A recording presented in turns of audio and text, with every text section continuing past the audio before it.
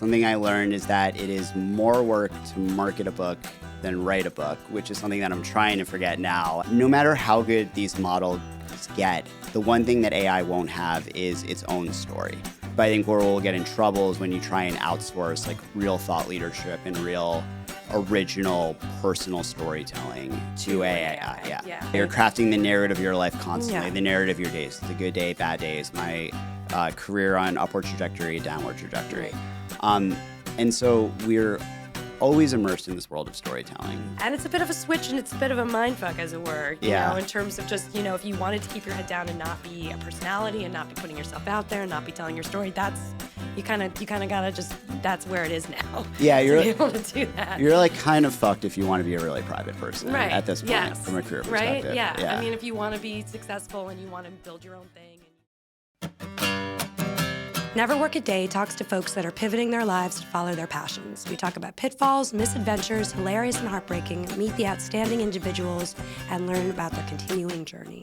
I'm your host, Nikki Frankel, purveyor of platforms and creator of play spaces, and I'm so excited to bring you the stories of these extraordinary individuals. Our guest today is Joe Lazer. Here's a bit of info about him. Number 1. At Sarah Lawrence College, was the editor-in-chief of The Phoenix, the official campus newspaper, and was the founder of the Ultimate Frisbee team. Number 2, Joe was the editor-in-chief of Contently's publications The Freelancer and The Content Strategist and Contently Quarterly, and then became Contently's head of marketing. Number 3, formerly a freelance media journalist, Joe has written for Forbes, Adweek, and many other publications. He is a regular contributor to Fast Company. Number 4, co-author of The Storytelling Edge, How to Transform Your Business, Stop Screaming into the Void, and Make People Love You. Number 5, he took The Storytelling Edge and built it into a larger media brand with a newsletter of over 185,000 subscribers across LinkedIn and Substack, and he turned it into popular online courses. And now here's Joe. Hi, Joe. Hey, Nikki. Hey, it's nice to see you. Thanks for being here. No, thanks for having me. Yeah, absolutely. Well, I just met Joe. I like to tell people how we met. I just met Joe at a meetup with Sean Blanda, who's also going to be a guest here in a couple of weeks, incidentally. And you just happened to be there. And I was really excited to talk about what you were doing because you wrote a book and all the rest. And yeah, Sean's one of those super connectors. You know, he gets people together. We love super connectors. We do. We love them. Like, I know. And I came with so many. I wasn't prepared. It was a snowy night. It started snowing that night. It was one of those magical New York wintry snowing nights, you know? That it just started. You're having a beer inside an Irish pub. You're meeting cool new people. It's just fantastic. Yeah, it was great. Lovely. It was great.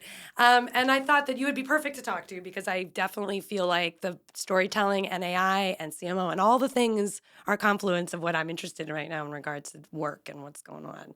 All right, let's get into it then. Yeah. So, I mean, origin-wise, you started as a journalist or did you? Yeah. So I... Or interested in?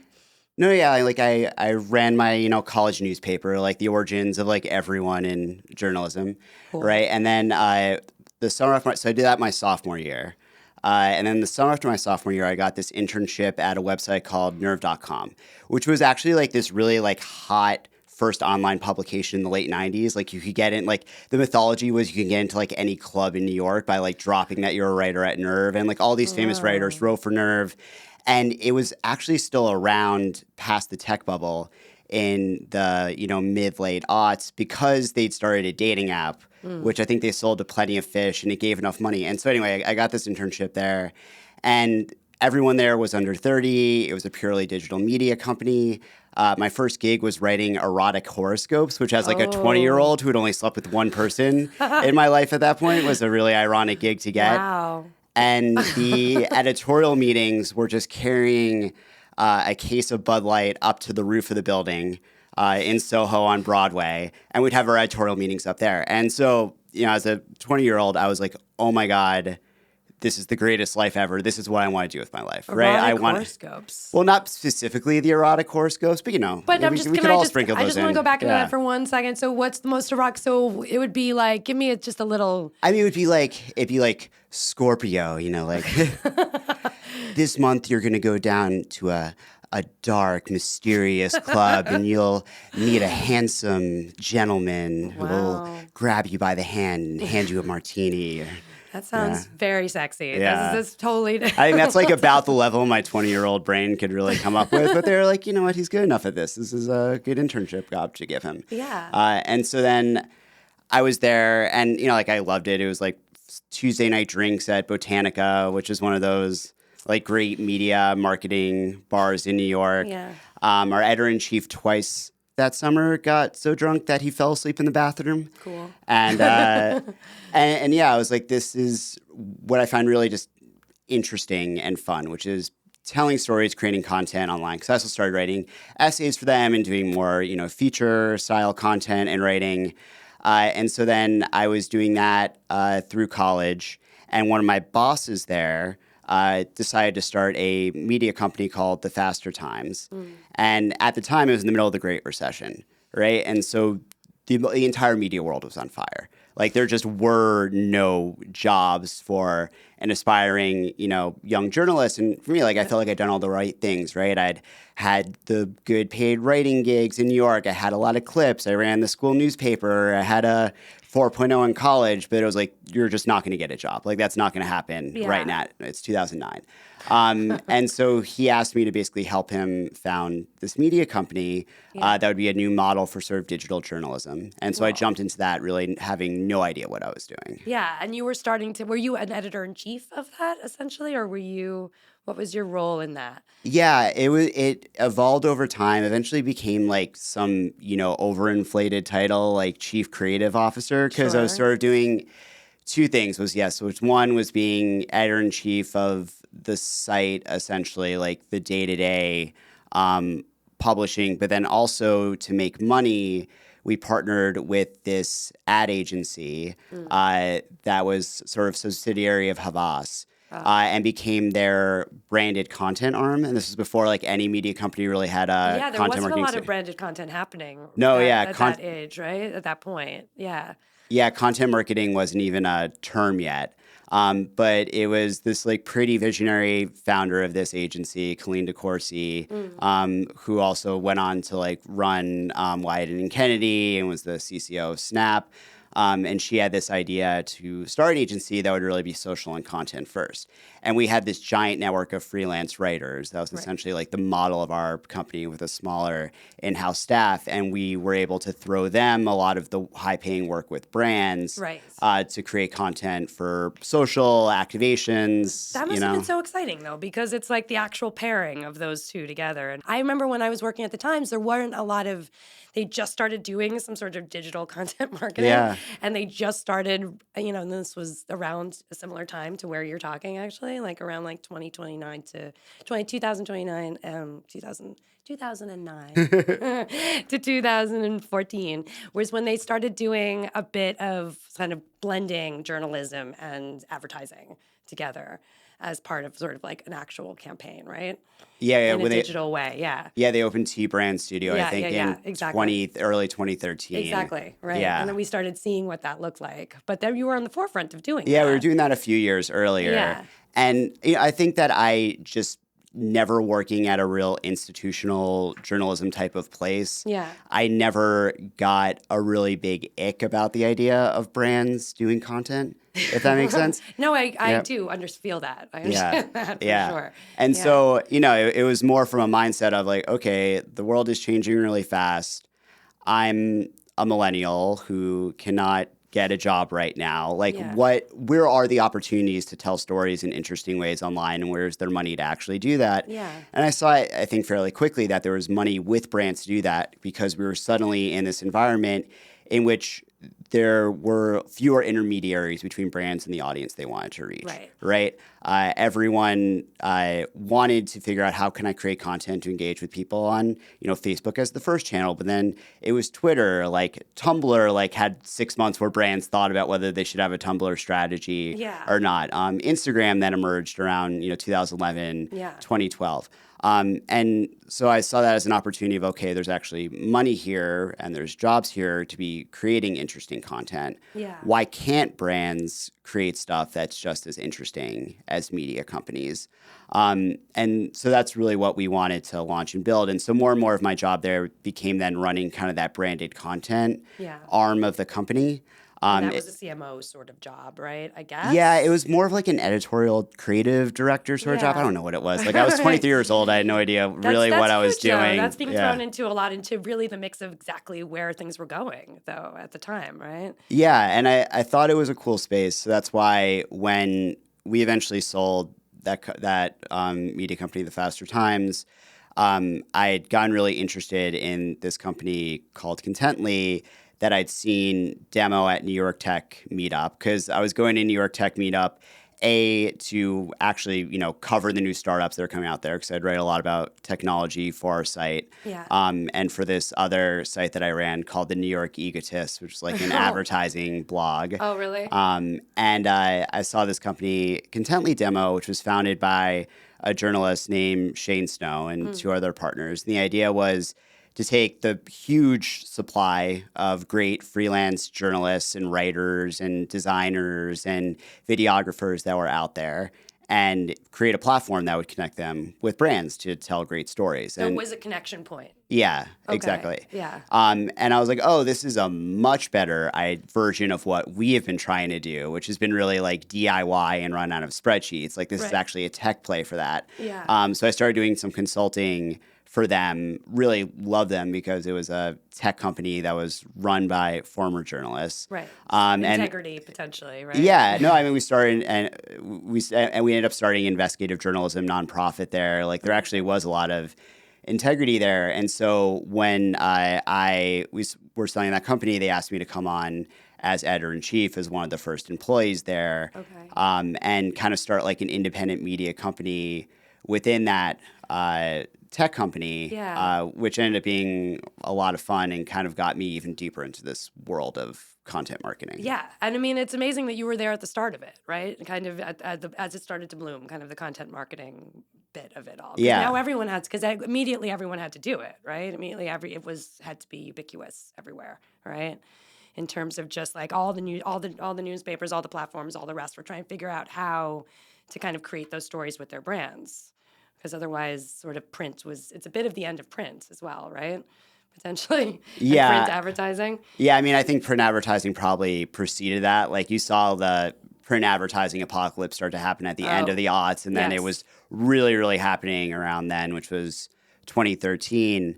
And the way that we essentially grew as a tech company was by becoming the sort of go-to resource for companies that were trying to figure out this new world of plug that in. Yeah, like how to do content marketing. Like, so they would come to you for that kind of advice potentially, or connection. Yeah, that was like my job, was to create the publication that would be the sort of industry resource for that. And we grew to, maybe over 100,000 subscribers, I think, within the first year of launching that blog and newsletter. And it was just very different than any other. It was informational as well, right? For the industry, potentially. It was informational, but I think the reason that it got a lot of subscribers is because it was like voicey and weird.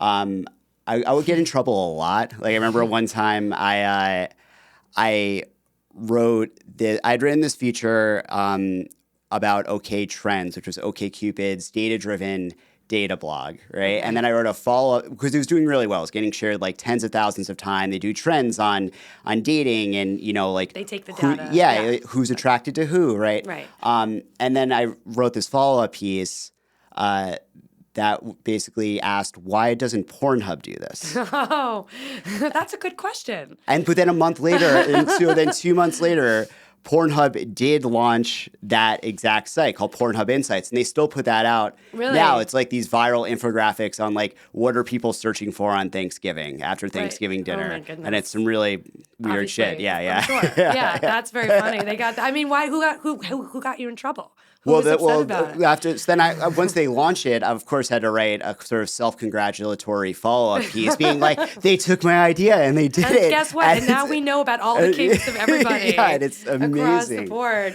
And it was like amazing, but it was sanitized. It's like stuff that the Times or Mashable could pick up, and it was actually quite good for the company. But then the CEO of our company was like, "Why are we writing so much about porn?" Well, because it's in trends. Trends. Why not? And also, I mean, it's a short leap from dating to porn. I think it's, you know. Yeah. Well, no, and like I mean, dating, you know, OkCupid and Pornhub sort of feel like they're in the same. Yeah, they're not far off from each other. And by the way, if you go to nerve.com now, just throwing it out there, you will get a link to Plenty of Fish. So if you want to go check out Plenty of Fish, that's what I got through. I didn't know that Plenty of Fish was still around. You do, honestly. and I was starting a read, but then we had to do this interview. So, but that's interesting that the dating apps kept on coming up as a sort of a.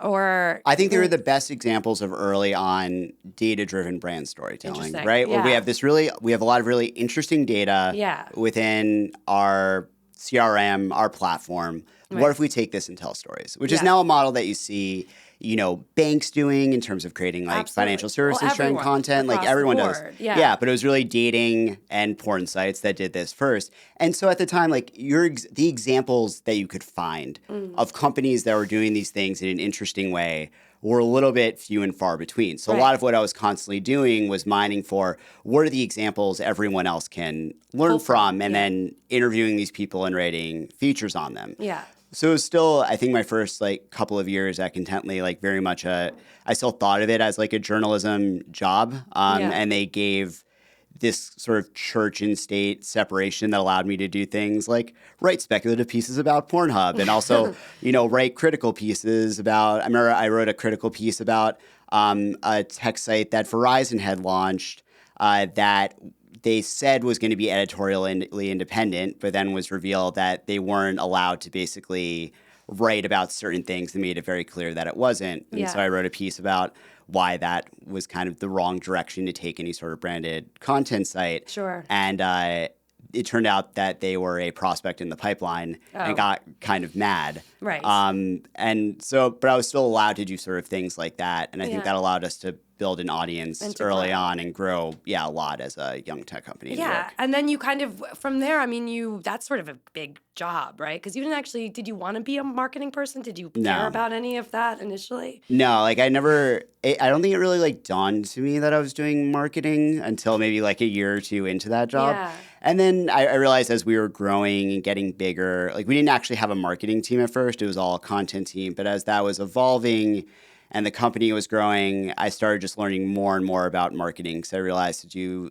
even my job well as a writer and reporter on the topic, I had to understand how the rest of marketing worked. Right. And then I realized for the content I was creating to be most effective for the company, I had to learn more about how it would be integrated within the rest of like our demand gen programs as we sort of grew up and did more than just doing a lot of like webinars, events, ebooks, courses. Right.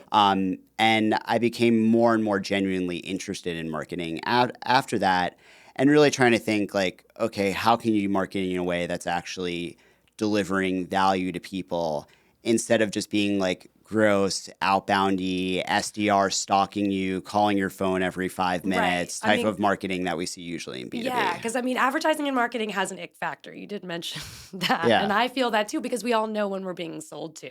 So I think kind of the way around that, I guess the way digital marketing does a bit of sort of trickery in terms of you're not really aware you're being marketed to immediately, I think sometimes. With the right digital marketing. Sometimes. I mean, it used to be a little bit more like there were articles written and then it turned out there was a sponsor associated to that article, right? Or something more like that, whereas now it's a little bit more targeted, obviously. Yeah, I mean, there used to be a lot of sketchy sort of native advertising type of stuff going on. Well, yeah. And I mean, and that's I've always felt a bit of an ick around that. And so I guess it's the challenge is to make that more authentic, I suppose, and make that feel. Did you feel like there was some sort of challenge in advertising or marketing that you wanted to get to that was not out there currently?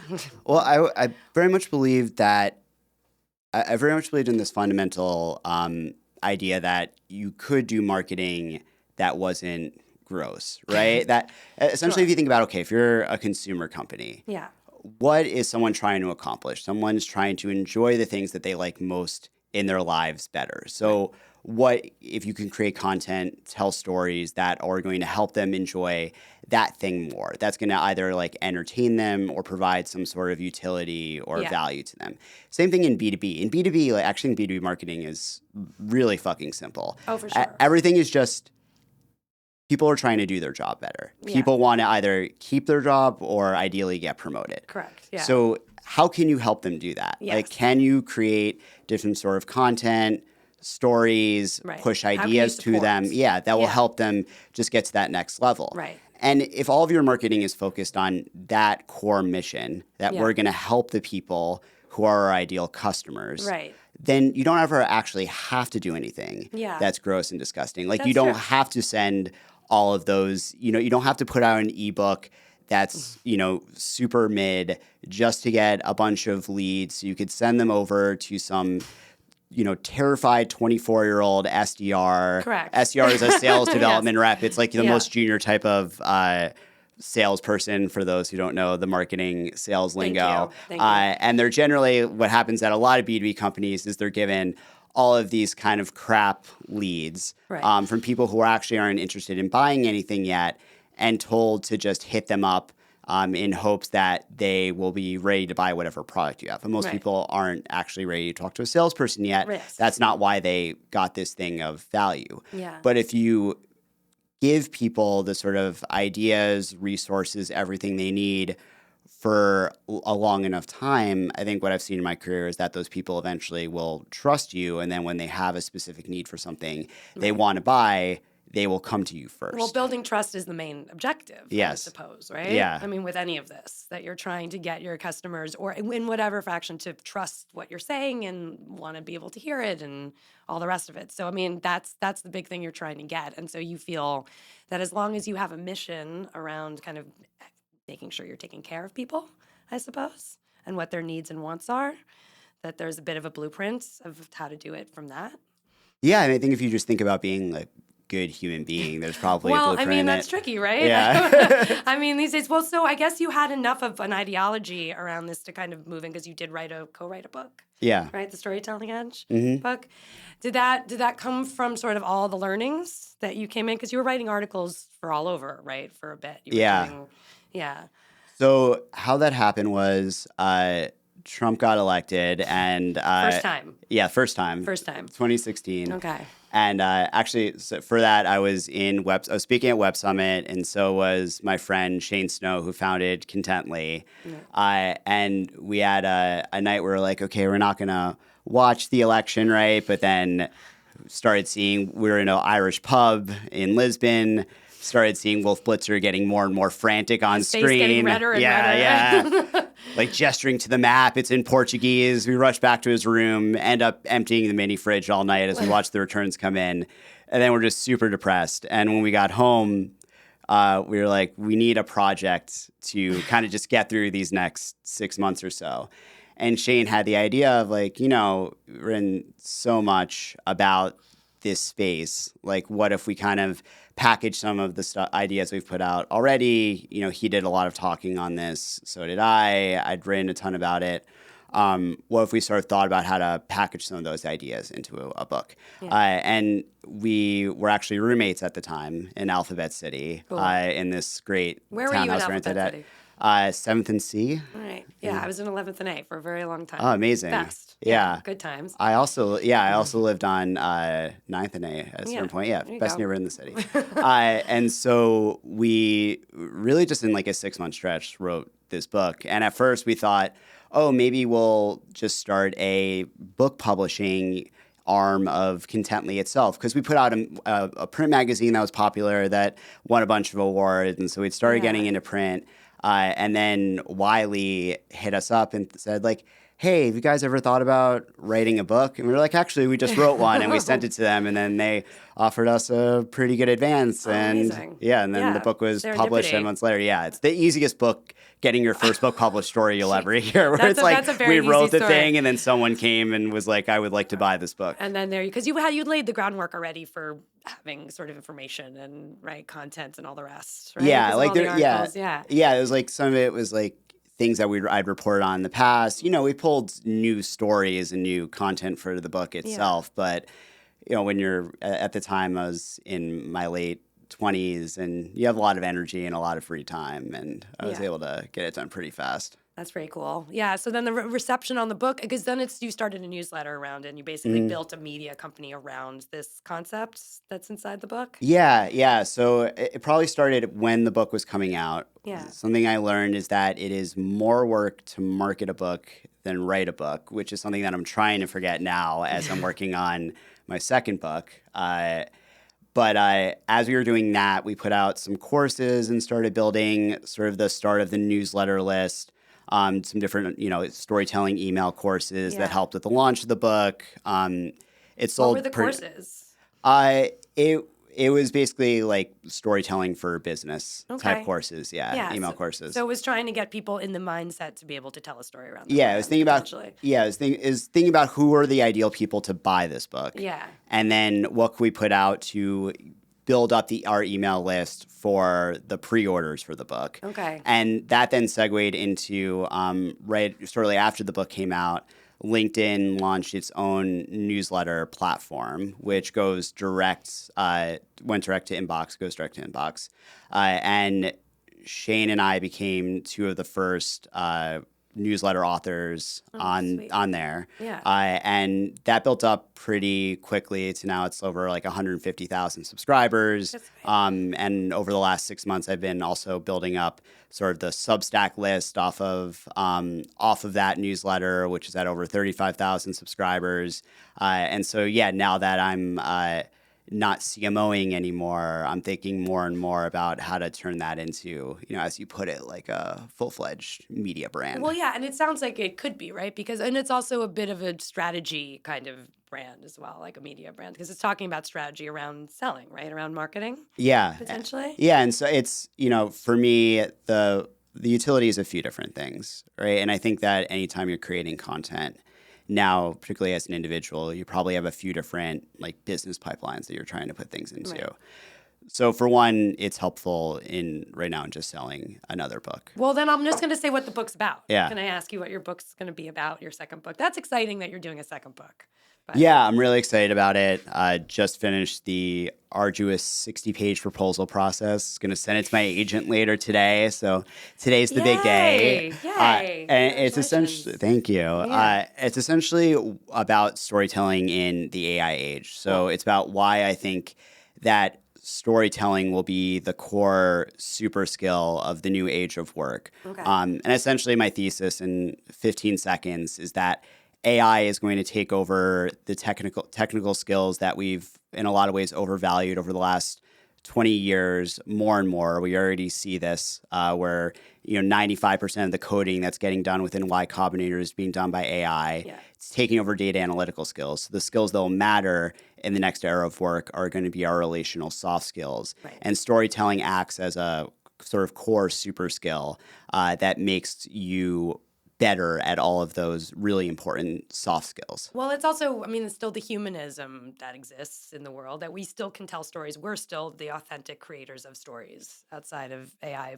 at the moment, I suppose. Yeah, exactly. And I think that's a lot of what people miss about AI and storytelling right now, is that no matter how good these models get, the one thing that AI won't have is its own story. So AI will never be able to connect with other human beings in the way that we can as humans with our own stories, because they don't have that personal experience and journey to give meaning to what they're putting on the page. It's merely just words, right? So what makes stories meaningful for us, I believe, is sort of the choices that go into those stories that we tell, this perspective that's led us there, right? Yeah. The value of people listening to the guests on your podcast, right, isn't the fact that these are just anecdotes that they can pick up or pure information, right, but that they're getting the experience of another human being that might help them contextualize their lives better. Exactly. Yeah. And I actually have a question around that, though. I do feel like there are a few stories as humans that we just tell over and over again. Mm-hmm. There's sort of the hero's journey story, which I like, which is the Homer's Odyssey thing.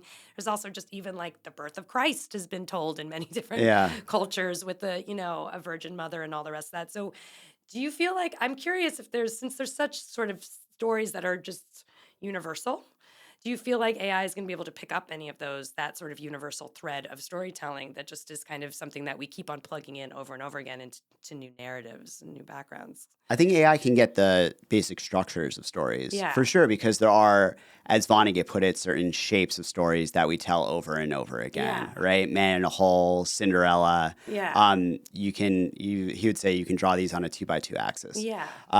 So yes, if you feed AI enough scripts of Suits and then ask it to Good spit selection. out Yeah. spit out another episode of Suits, it probably can do so at a decent level. But where I think that AI will kind of fall short in telling the sort of stories that really resonate with us as human beings is going to be that personal experience or meaning that comes behind the story. I think that's what makes all of art actually meaningful to us.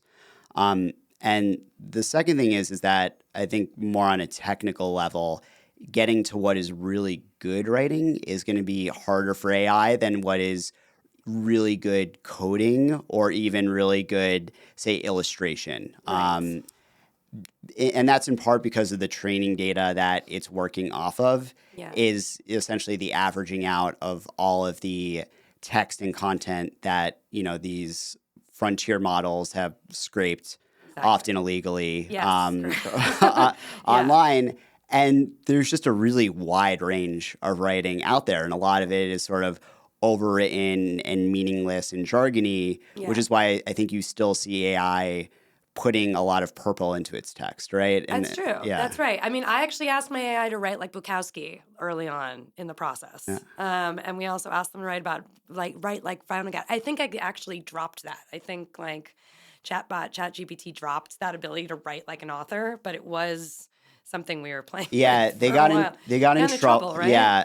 Although you still can ask it to write in the style of X. Like I know that ChatGPT is trained on my book because if asked to write in the style of me, it'll do a really insulting impression. Oh, have you tried it? Yeah. But Sam Altman also just tweeted out a preview of this new creative writing model that he was doing where he was like, this is like the most beautiful metafiction I've ever, read. And he pasted it and it was just really grossly overwritten. And it was clearly also like kind of doing a Nabokov impression, Yeah. And there were certain lines that were directly lifted as well. Yeah. And so this is a theory that I have that this is going to be a harder gap for AI to bridge, just simply in terms of like really good, voicey, distinct writing. I think that's going to be harder than illustration and coding. I would think so. I mean, you've ever asked AI to write a poem to one of your loved ones? I got a poem from a couple of my loved ones from AI, and it was obvious. It was badly written. It was terrible. It was a lot of roses are red. I mean, so I think, that's interesting then, because I was curious. So we can still kind of keep our humanism, but in terms of working with AI on storytelling, do you feel like that's the form of the storytelling? Do you feel like we can do some sort of partnership where it's comfortable? Yeah, I mean, so I'll tell you my flow in working on this book. Sorry, the proposal process, essentially I have to map out the entire book. I'm doing summaries every chapter of the book, and a flow that I'll have is using ChatGPT's deep research tool to do like deep research briefs on certain principles of the book that I want to find angles or anecdotes that are lesser known that I might have missed. So kind of treating it like a room of infinite interns to do research for me. And then I'll go to Claude and I'll give it the chapter summaries I've written and ask it for critical feedback on things that I've missed. And then we'll use that to sort of address different holes in terms of like the logical flow from one chapter to another. It's sort of like having a B plus junior book editor with you.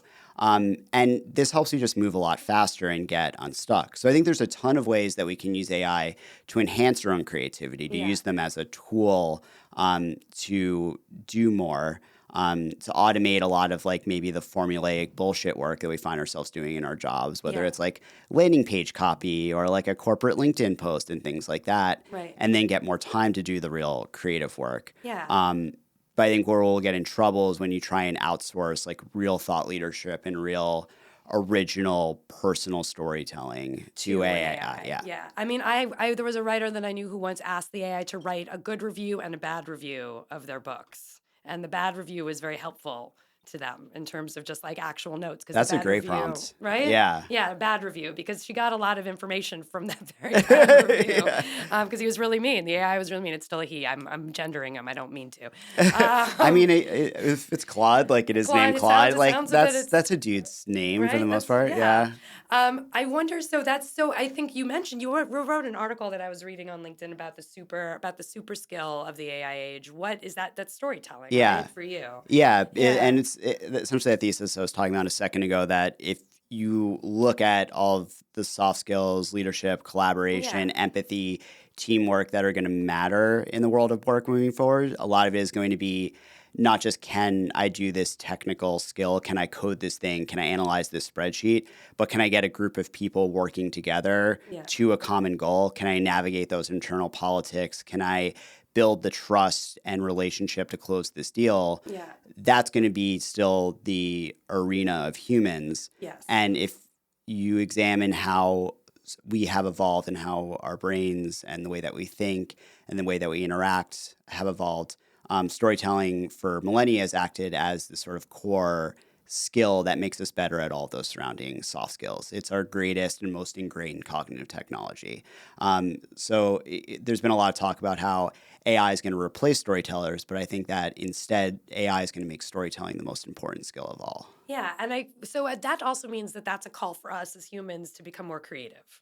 Ultimately, right? That to actually tap into our creativity. That I do feel like in the age where we are now, there's a bit of we're a little lazy. We're getting a little lazy. And so, do you feel like there's a call? Does creativity? Do you feel like everyone is a storyteller? Do you feel like creativity needs to be pushed a little bit more from our side? I think that I think we all have these innate storytelling superpowers. Like we both have young kids. We both have young kids. Yeah, and I know, and I have a lot of trouble telling.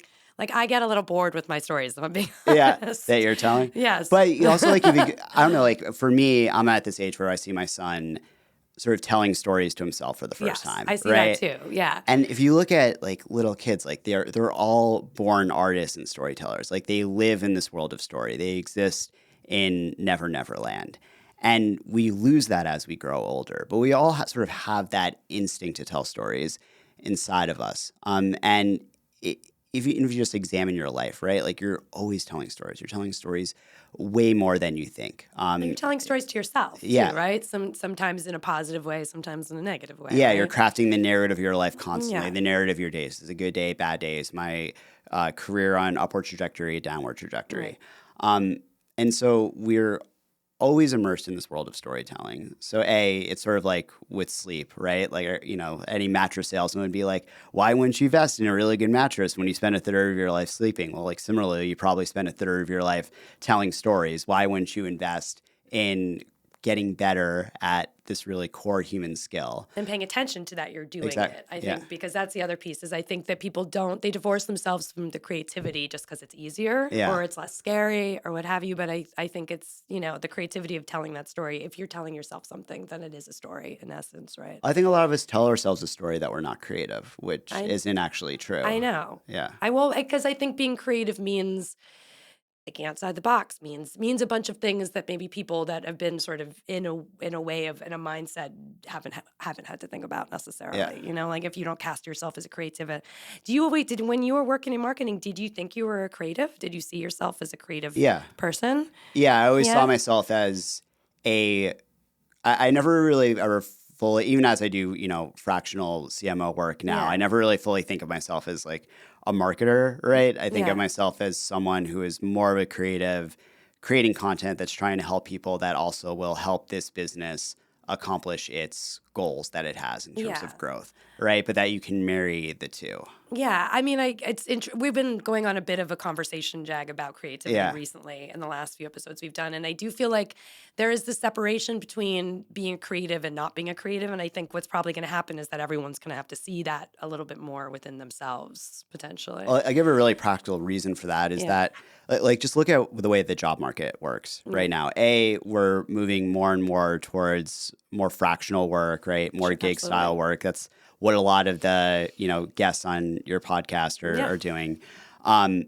Or even if we're staying in a full-time job, we're moving from job to job much more. Yeah. And you try and apply for a job nowadays, like it's a pointless activity. Like it's laughable. You're just competing with 1,000 other AI-generated applications. Yeah. So the only way to really build a career is to actually build a brand and a following and authority in your space, right? That's how you get to that next rung on the ladder. That's how you have longevity in your career. Yeah. So even if your job is as like a CFO or as an accountant, it's going to become more and more important to be able to sort of tell stories and give useful information about whatever space that you're in, to be a domain expert and Yeah. to build those long-lasting connections with people in your network who might, give you that next opportunity Yeah. down the line. Yeah. And being able to tell your personal story and the career journey that you're on and the things that you care really deeply about, I think is already fundamental to most people who are trying to be really successful in their careers. Yeah. But it's only going to become more and more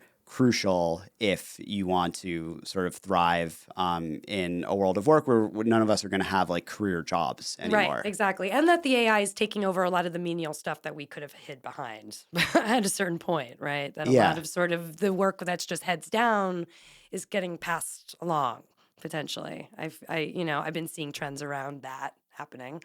Yeah, I think honestly, I think if you look at marketing, like most of the work that teams do is sort of bullshit work. Yeah. It's things like landing page copy, it's nurture emails, it's these more press releasey LinkedIn posts.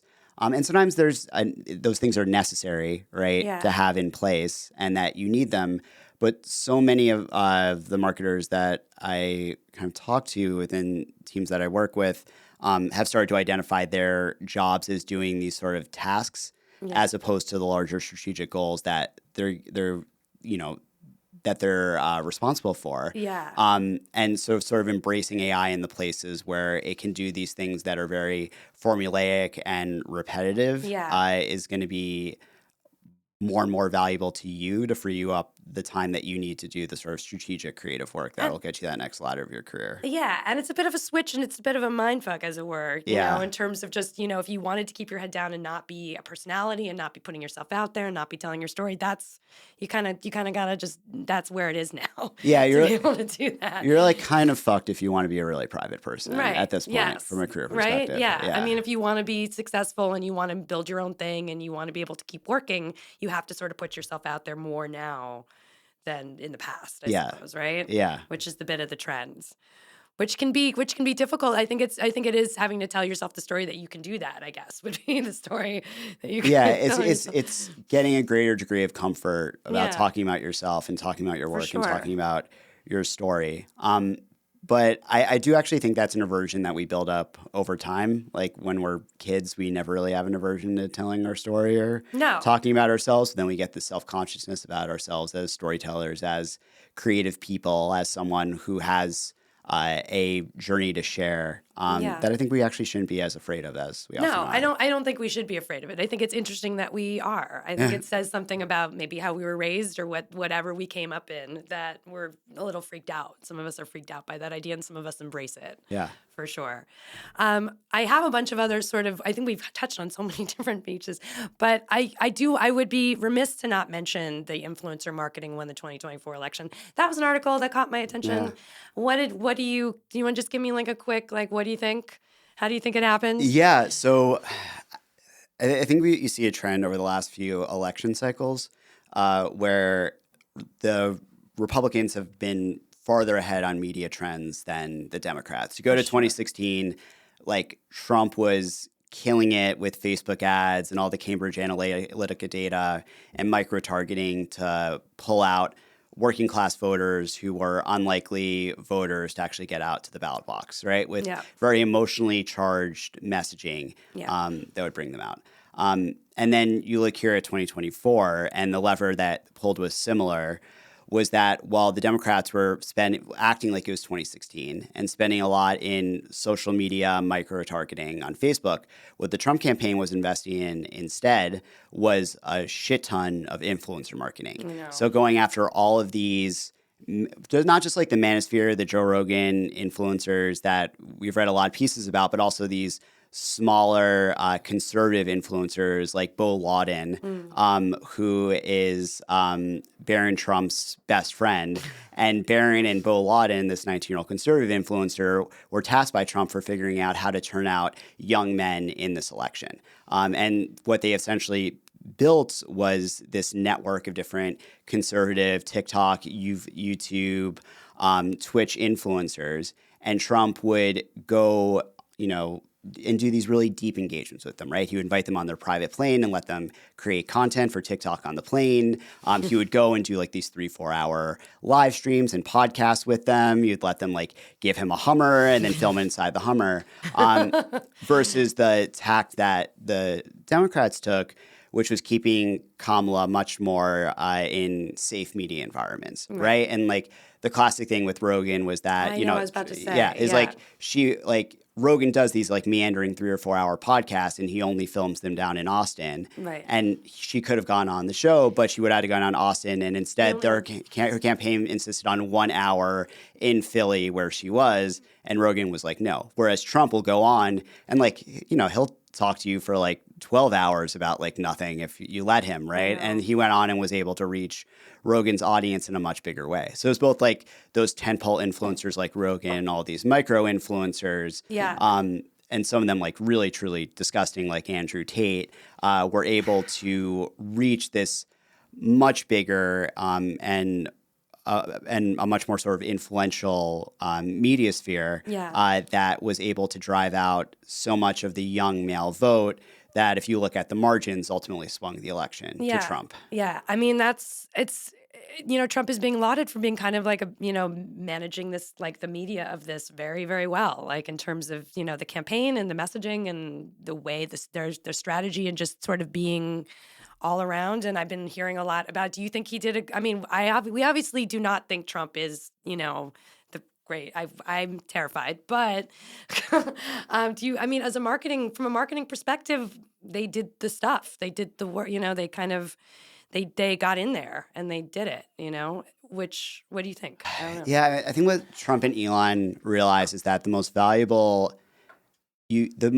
resource right now is attention. Yeah. That's what everything runs off of. We live in an attention economy. And the thing that they've realized is that attention, whether it's good or bad, is extremely valuable, whether you could be dominating the conversation 24/7. Yeah. I think we're seeing that in that impulse in a really destructive way right now, right? Where like this on again, off again game with tariffs is, as we speak, I think, tanking global stock markets. Correct. And this really shouldn't be a media game, right? This goes much bigger than that. But yeah, he has a great instinct for how to win attention at a really large scale. Yeah. To understand the way that the media landscape is shifting in an almost instinctual way that is in some ways fucking crazy to me because the man only learned how to text a year ago. I know, but it's not. But it's not even about that. I mean, it's sort of this. It's the Roy Cohen-ness of it all. I don't know if anyone saw The Apprentice, the movie The Apprentice, but the Roy Cohen thing. Roy Cohen just keeps on popping up all over the place. But just the idea that he never admits when he's wrong. He completely denies everything that's happened. Like sort of his media training is built for this age where everywhere it's good or bad doesn't matter. Publicity is publicity. He's getting attention for things that he's doing across Democrat, Republican, whatever. Everyone's outraged. Everyone's upset. Everyone's excited, whatever. He's pulling in all of it and using it to his advantage across the board, right? Yeah, his great showmanship instincts, like getting up and yelling "fight" after he got shot, is the probably most media savvy thing I've ever seen. That's the best thing that you could possibly do. Yeah, like the instincts are wild. The ramifications are horrifying. Terrifying. But I do think that if the Democratic Party and the left does not invest in building out its own media network in the same way that the conservatives have, we're going to be in a lot of trouble. Because this wasn't just Trump's core media instincts that allowed this to happen. It's also in the same ways that the right invested in cable news as an emerging platform much earlier than the left did in the 80s or 90s. Conservatives have been doing the same thing. Like the conservative billionaires spin up, like Rumble, their own right-wing media networks and streaming platforms. Yeah. And they use this as essentially like a AA training ground to build up and train these different young conservative influencers. They keep them afloat with these grants of a ton of money, and then they eventually help them build more and more of a following and transfer that on to more popular mainstream platforms like YouTube and Twitch and TikTok. Right. So this is a really proactive thing that the right has been doing for years and the left has not invested in part because the voices on the left who might be appealing in that way to building up a grassroots audience can sometimes seem threatening to the base and moderate wing of the party. I know. But we sort of need to get over get that. together on this, because it doesn't, I mean, they should stop being so offended or so concerned, because, what are we going to, what we need to find sort of a similar strategy. And the Republicans have had that strategy for a very long time. They took over all the local news stations. It's crazy. Well, yeah, I mean, that's also another issue now, is that Sinclair owns whatever it is, like exactly. 73% of local news in the U.S. I know. Yeah. So they win the marketing game. So all right. So we know that, and it's interesting perspective, and maybe we should just do better. We'll figure it out. If anyone has any good ideas about how to get in, do you have an idea about how to get in there? Should you fix it? Maybe you should turn this into a left-wing political podcast. Maybe, we need more of that. Maybe our next episode will be like plotting on how to get ourselves back in to the conversation. Yeah. I do think we need more like crooked media style media outlets out there, which is the Pod Save, America Bros. Agreed. And they're more like institutional democratic politics. We can have more like that, right? They've built up an amazing grassroots community. They have, and they have volunteered with them. Yeah. So I think we need more left-wing media companies like that. We need the rich people who haven't gone over to the oligarchical dark side. That's a hard word to say. Yeah, it is a very hard word to say on a podcast. Who haven't gone over to that dark side to start funding more of these media operations. And I think we need to stop being so afraid of kind of cultivating voices that might not be in our control, or putting the politicians that we're running in national elections in environments that aren't as media controlled as we might like. Yeah. Well, we need to let it go. We need to kind of take from the playbook of the right and do our version of that, which is otherwise, I mean, because what they're moving towards is, I mean, we know. We don't have to. Authoritarian regimes and oligarchy, and I mean, where this episode will be found, and we'll be rounded up. Yeah, I'll be. You guys come look for me in Venezuela in a deep dark prison. Yeah. I can tell my prison story at some point on this podcast, but we won't do it right now. I want to hear the prison story. We'll save it. We'll save it. So our one of our guests, Michael Scallion, who's amazing, has a creative sprint, and she has these cards, and she is involved in this episode. But also, I wanted to kind of use this as a prompt for a question for you. Cool. So the prompt is, let's invent a job that will exist in the future, which I think there's a lot of new jobs that will exist in the future. What do you think is one that's coming up? For a human? Are we doing this as like realistic job or like sci-fi job? Which is the one that's more interesting from a storytelling perspective, I suppose, because. Well, like it makes me think of realistic would be interesting. Like what would like sort of like Vonnegut come up with on something like this? 'Cause a lot of his inspiration, right, came in working in GE in like the 50s or 60s when the future, the sci-fi was becoming reality there, and using that as inspiration for his characters. So what would be a job that's going to exist in the future? Let's do realistic, because we are sort of in sci-fi land a little bit. Yeah. In a way. Okay, job that's going to exist in the future. I think one is going to be sort of just like the manager of these really sprawling AI systems within companies, right? And then teaching people how to essentially use these systems and workflows to funnel their own creativity instead of creating more and more slop. Right. Like, I think we're going to get to an eventual level where most people inside most companies, when they use these tools, they use them sort of like dangerously or without taste or without regard for what they're putting out into the world. Right. And there's going to be a reining in on that. And so the job, sort of core job inside of a lot of companies is going to be like this chief AI operations officer that's doing a lot of the control management on, are we using this to create things that are actually better and accurate and providing value to people versus, just filling the world with more AI pollution. Right. And I mean, I would assume that job, in the future would align to the values of whoever's harnessing the AI, right? From that company, potentially, right? That it wouldn't just be, it would be that everyone needs one of those, pretty much, across all industries. Yeah, and so maybe you end up working at like a Severance style company, and like really the the orders that are top down from the CEO are to use this AI in sort of evil ways. I mean, potentially, Yeah. right? And then we also thought I thought it'd be fun to tell a story. So we were going to tell a story around the person who has that job. How's that person doing? What's All right. All right. Well, let's let's imagine this person. So they, are the sort of AI, wrangler, orchestrator of the future. Yes. And they find themselves, taking a kind of what seems like a mundane corporate job, but then things suddenly take a turn for the worse. Do they fall in love with the AI? Do they start an office romance with the AI? I think that's more just her. I think what I'm thinking more here is like, I think, okay, let me throw a structure to you and then you come up with the next part, okay? Good. Yeah. So I think my favorite story structure that I find myself falling for again and again is the simple man in a hole story structure that Vonnegut came up with, is that a character starts in sort of like a neutral position, right?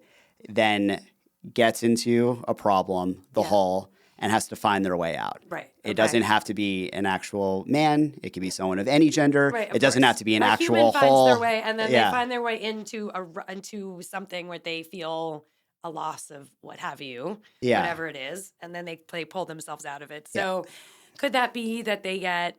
Well, I mean, I feel like relationships to AI, though, is an interesting sort of part of the story, is that do they feel so like encumbered by the AI that they manage that they have to figure out a way to pull themselves out from the hole that's being created by the relationships they have with their AI? What does that mean? I don't know.